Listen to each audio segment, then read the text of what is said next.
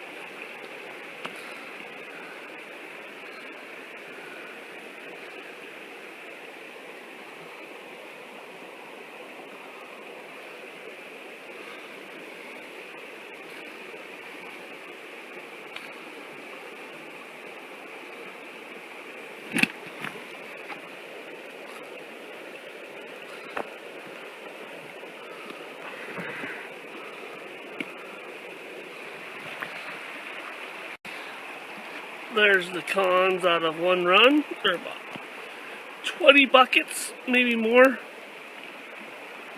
There's the mat. Came pretty clean, pretty easy. Just stuck it in the bucket, swished it. Easier to clean than vortex matting, like they run in that conveyor belt stuff. This is different vortex matting. Yeah, there's my bucket I cleaned it out in. So I'm gonna spin the magnetics out of this, and then I'm pan it for gold. See what happens. There's all the black sands that came out with the spin it off.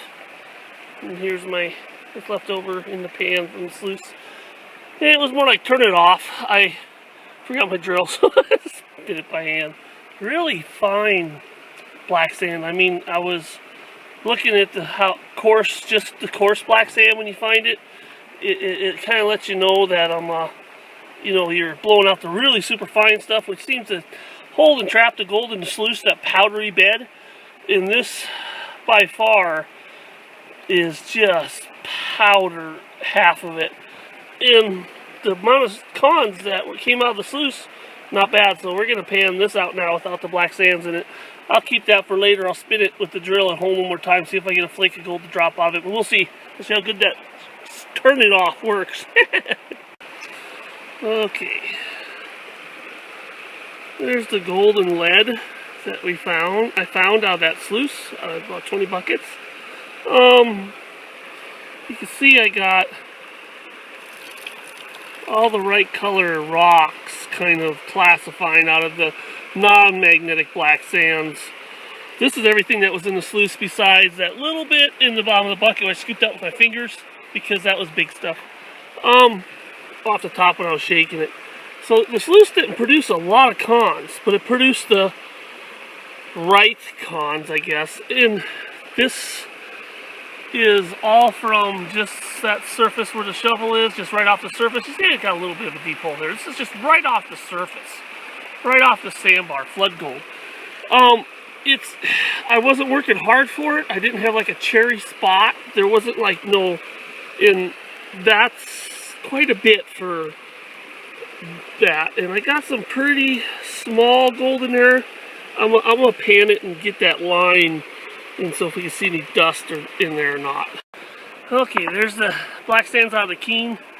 A little bit more cranier stuff, and a lot of the magnetics that are, you know, different colored, big chunks of it. Anyways, about twice as much of material came out of the shorter box. We run a expanded metal over a really deep V, 3/16 deep V, because or else the mat just loads. You can't have an active mat. You got to clean up every 2 buckets, so you got to have a really active exchange to work. So then you can see my sluices, they're a foot longer, had less cons. So let's pan this out into the bucket and we'll see what we got. I got most of the material in the pan still. Got the good material coming in. Got the good rocks. Got the good heavy black sands. Nice fluffy stuff. The non-magnetic. So it's got the right material in the sluice. That sluice always delivers for us. You know, it does a good job. And so now here's the last little bit that I'm trying to pan. And I'm seeing some little bit of lead in there. And you can see that gold poking out. That one little flake. And so far, that one little flake seems to be it as far as the iPad can see. If you can see what was in here, you would see probably about 20 specks that are so small. Maybe you can start to see them now.